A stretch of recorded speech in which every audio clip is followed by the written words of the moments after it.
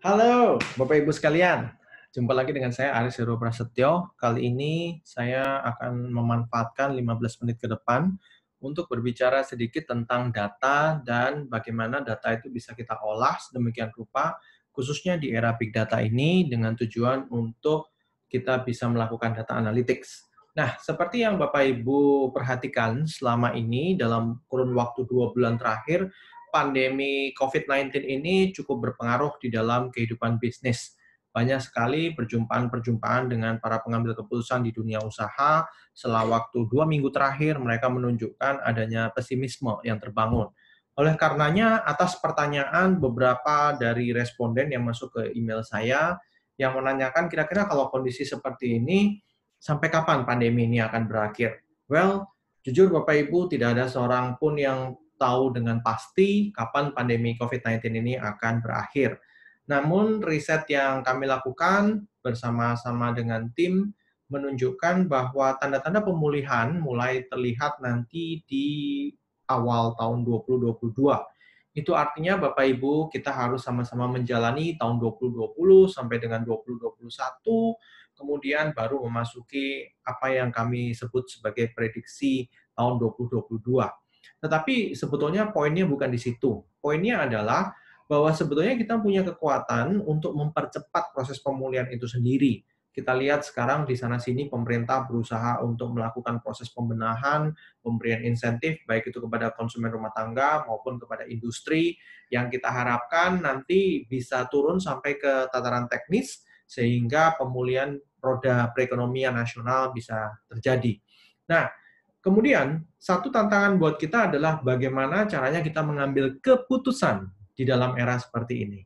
Nah, banyak sekali teori-teori yang mengatakan bahwa, oh, kalau dalam era seperti ini kita harus mengikuti dynamic capability, kita harus merubah model bisnis, dan seterusnya. Terlepaslah Bapak Ibu akan sejuta hipotesis yang muncul di lapangan dewasa ini yang sudah diungkapkan oleh sejumlah pakar, maka izinkan lewat channel YouTube saya ini, saya ingin mengatakan pada Bapak Ibu bahwa akurasi setiap keputusan kita, khususnya di masa-masa krisis seperti ini, sangat tergantung dari kejelian Bapak Ibu dan saya di dalam memandang data-data yang kita miliki. Oke, YouTube saya kali ini ada 2 seri, mohon Bapak Ibu meluangkan waktu untuk mengikuti seri pertama maupun seri kedua. Ya, izinkan saya share screen dulu. Oke, saya share screen. Sudah saya siapkan materi untuk presentasi saya hari ini. Nah, kita lihat Bapak Ibu, sepanjang sebelum pandemi sampai dengan pandemi ini berlangsung, kita bisa melihat bahwa perusahaan kartu kredit itu sebetulnya dengan memanfaatkan big data, dia bisa mempelajari pola belanja konsumen pada saat menggunakan kartu kreditnya. Informasi seperti ini sangat penting, Bapak Ibu. Artinya, kalau dulu-dulu mungkin kita memandang informasi, kok kartu kredit bisa tahu perilaku saya, dan mungkin kita memandangnya dalam hal yang negatif gitu kacamatanya ya. Tetapi kalau hari-hari ini saya mau mengatakan bahwa kita butuh pertolongan dari perusahaan-perusahaan kartu kredit yang sudah mempelajari datanya secara serius gitu ya. Kenapa? Karena dari situ Bapak Ibu bisa memahami bisnis yang memang produk-produknya dibutuhkan oleh masyarakat di masa-masa pandemi ini. Kemudian yang kedua, yang menjadi penolong kita adalah perusahaan telekomunikasi. Nah, perusahaan provider telekomunikasi seperti Telkom, XL, Indosat, dan yang lain-lain, itu bisa melihat seberapa sering pelanggan menghubungi nomor dari penyedia jasa yang ada. Jadi kita bisa telusuri itu, mereka suka menghubungi siapa, kemudian kalau misalnya mereka melakukan text message dan seterusnya, apakah nomor-nomor telepon yang disediakan oleh pemerintah dalam memberikan informasi tentang COVID-19 itu memang diakses oleh masyarakat. Ataukah jangan-jangan masyarakat lebih suka mengakses bukan pada nomor telepon lagi, tetapi pada platform-platform yang seperti online gitu ya, berita online dan seterusnya. Sehingga dari situ pihak pemerintah sendiri juga bisa menolong masyarakat dalam menyebarluaskan bagaimana upaya kita di dalam menghadapi konteks kehidupan dengan normal yang baru ini secara pas. Kuncinya di situ sebetulnya. Kemudian yang ketiga, Bapak Ibu, seperti di era sebelum pandemi, kita bisa melihat bahwa LinkedIn dan Facebook itu selalu mempelajari alur karir, foto, maupun komen-komen kita. Nah, sepanjang pandemi ini saya mencermati bahwa Facebook dan LinkedIn itu bisa kita gunakan untuk melihat satu misalnya arahnya melihat pada pasar tenaga kerja, sejauh mana tren dari supply tenaga kerja yang ada di lapangan, mereka punya kapabilitas apa, dan mungkin bagi lembaga-lembaga pendidikan itu menjadi hal yang sangat uh, menarik gitu. Kenapa? Karena dari situ kita bisa melihat ada gap yang terjadi misalnya antara apa yang dituntut oleh industri dengan ketersediaan kapasitas tenaga kerja yang ada di lapangan. So, dengan cara seperti ini, saya kira pemahaman data akan membuat perusahaan dapat saling membantu, khususnya di dalam mengurangi dampak pengangguran terbuka yang tercipta karena pandemi COVID-19. Nah, Bapak Ibu sekalian, seperti yang sudah banyak diungkapkan oleh para pakar, saya mungkin nggak usah nambahin di forum ini gitu ya, bahwa yang namanya big data itu punya 3 karakteristik utama.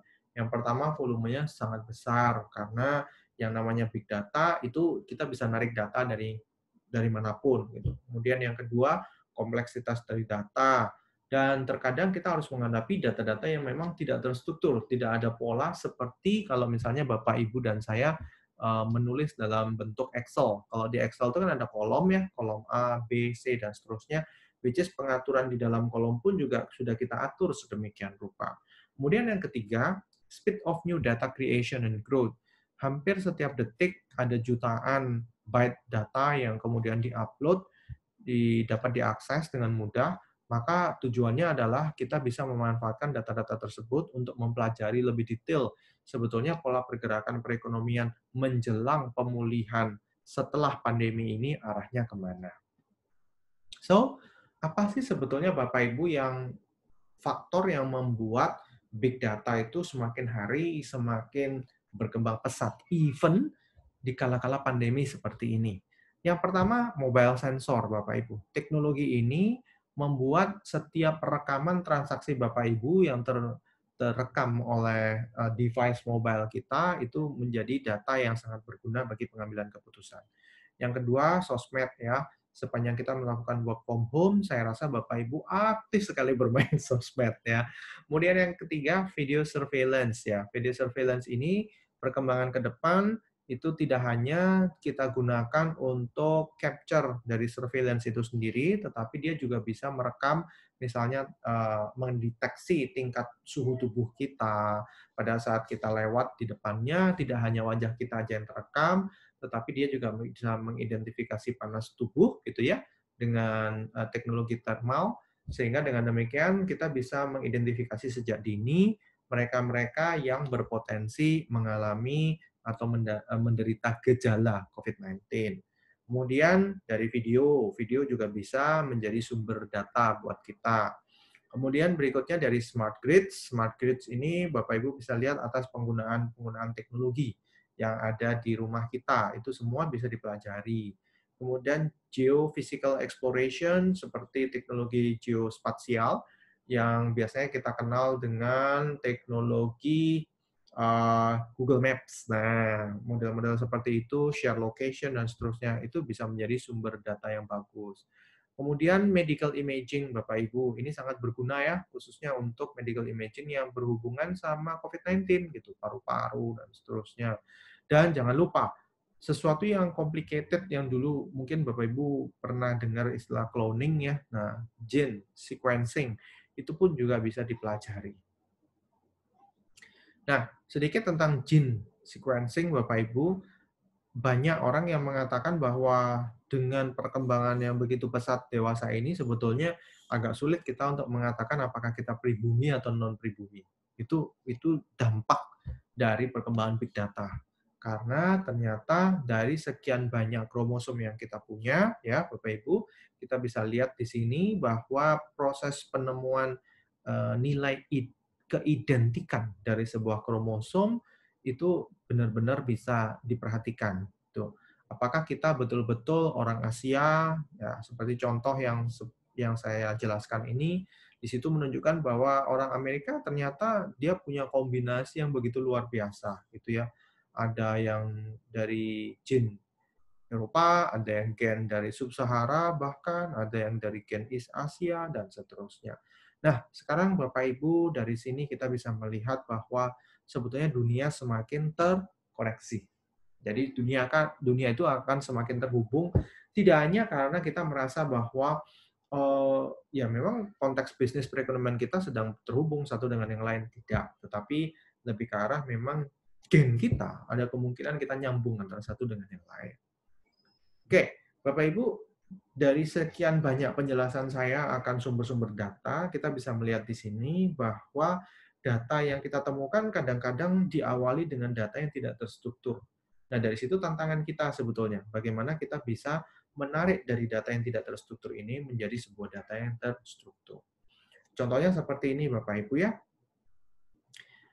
Dari data-data yang mentah gitu, lalu kemudian Bapak Ibu ambil langkah menyusun sedemikian rupa dalam bentuk Excel. Excel itu menuntun kita untuk membentuk sebuah structured data. Nah, ini yang saya sebut sebagai semi-structured data, Bapak Ibu, di mana di dalam semi-structured data ini ada sifatnya yang terstruktur seperti ini, ada juga yang tidak terstruktur. Tantangan bagi kita adalah bagaimana membuat data-data yang tidak terstruktur itu menjadi lebih terstruktur. Berikutnya Bapak Ibu juga akan menghadapi quasi structured data. Quasi structured data itu seperti gambar ini ya, gambar nomor 1 kalau di dalam tayangan saya. Ini quasi structured data. Demikian pula gambar nomor 2 dan gambar nomor 3. Kalau Bapak Ibu masuk ke Google, kita menghadapi quasi structured data. Kenapa? Karena informasi yang dia tampilkan hanya sebatas informasi yang kita minta. Tetapi Bapak Ibu mohon diperhatikan, kadang-kadang Google juga berusaha untuk memunculkan informasi-informasi yang mungkin luput dari perhatian kita. Di titik itu kita harus membuka awareness kita akan adanya kemungkinan bahwa data-data yang kita anggap sebagai terstruktur itu ternyata tidak terstruktur. Ini yang saya sebut sebagai yang terakhir, unstructured data, ya Bapak Ibu ya.